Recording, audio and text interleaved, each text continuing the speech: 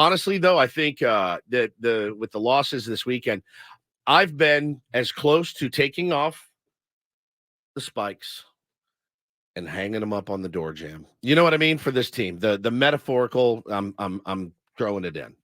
This today is as close as I've been. Now I know they're not mathematically eliminated. Not even really close to being mathematically eliminated yet. We still got a while. Still got a while till that day comes.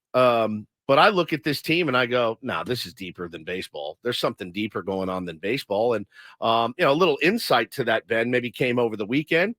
Bob Nightengale wrote a piece. Now, again, it's Bob Nightengale. That being said, these are direct quotes. So this isn't Bob's opinion. These are direct quotes from Padre killer and current LA Dodger David Peralta. Says this, quote, "Let me tell you something. I was on the other side for a long time playing against this team. I was always wondering, man, the way they go playing against the Dodgers. The Dodgers, yeah. Okay. The way they go about their business, how they do it, why are they so successful? Why do they do everything so good? The moment I walked into the clubhouse in spring training, you feel comfortable. You start tapping into the culture and everything here. There's no selfishness. Everyone's together. There's so much energy. It's about how are we going to work as a team to win. You hear stories on other teams with all of the talent in the world, but they have a lot of egos. They don't like each other. And you can see it by the way they play. If that's not the biggest indictment on the San Diego Padres, I don't know what is. Hey, and again, this isn't the media spinning a narrative. This isn't Ben and Woods trying to start S with the team that we love. Dude, that's from another player who, by the way, was just here and saw it with his own eyes. It gets out of clubhouses. They hear about it. We've been hearing about it all year. We ask people that work there. They go, dude, everything's fine here. Everything's fine here.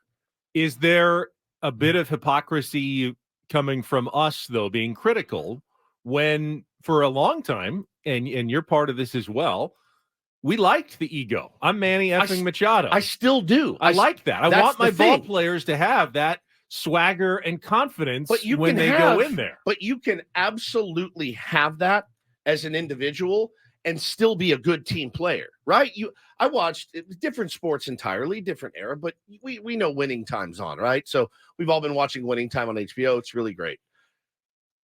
There was another thing that popped up on HBO Max, or Max as it's called now, and it just said Jordan versus Bird, or Bird versus Magic, or Magic versus Bird, whatever. And I go, all right, cool. The real behind-the-scenes interviews with these guys, and they showed some old highlights. I watched it. You know what both of those dudes did? You know all they cared about? Winning. That's it. That's all they wanted to do. They were so focused on just winning basketball. Did Magic Johnson like to be Magic Johnson? Yeah, he did. Did Larry Bird like to be Larry Bird? You're damn right. They worked their asses off, but all they cared about at the end was winning. They both dished. They both weren't out there scoring 45 points a game. They dished. They did what they had to do. They pulled down boards. They fought guys if they had to fight guys. I watched it. I went, man, I just learned more about winning than I've seen from our San Diego Padres all season long from a 10-year-old documentary about the two of the biggest superstars in the game. I think, Ben, I like the ego. I like the swag. I like the way they play baseball. I do. I love it. But you can have that. Look at football. The other part is what makes like a good team suppress their egos. For instance, the Dodgers have almost the fewest sacrifices of the season in Major League Baseball. Right. Padres are in the top 7. They do more sacrifices, move guys over, sacrifice their own opportunity to a home run than the Dodgers do by a wide margin. Does that make the Padres a more selfless team, or are the Dodgers being the ego guys because they're not doing that? They're just smarter. It's smarter baseball in the year 2023. It's just smarter baseball. I agree with that as well. I mean, so you're telling me we're the 7th? Because to hear people talk about, we've never laid a sac bunt down, we've never moved runners over. I mean, that to me doesn't mean you're selfish or here's what I do know. I don't know how the Dodgers do their business. I do know this, and I'm not going to pick on this guy. But it should have been a telling sign when Xander Bogaerts sat down before he'd even played a game with us in spring training and said, yeah, I mean, I'll hit anywhere, but I don't like to hit 2 because I don't get my numbers at 2. But like you just got your numbers. Your numbers were 280. 380, 280. I can go back and pull the quote. I thought the quote was actually the opposite.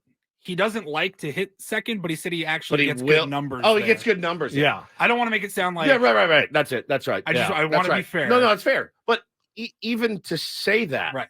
is weird to me before you've put the uniform on, to not be like, bro, wherever they need me to play, I'm ready to play. And it's not just him. Manny wants his numbers, and all these guys want their numbers. I think that the focus is on the wrong number, though. The focus is on getting to wins, and it sounds like that's what the Dodgers do. It sounds like that's what their culture promotes. And I don't know, man. It's a really sticky scene right now with the Padres, and rumors coming out.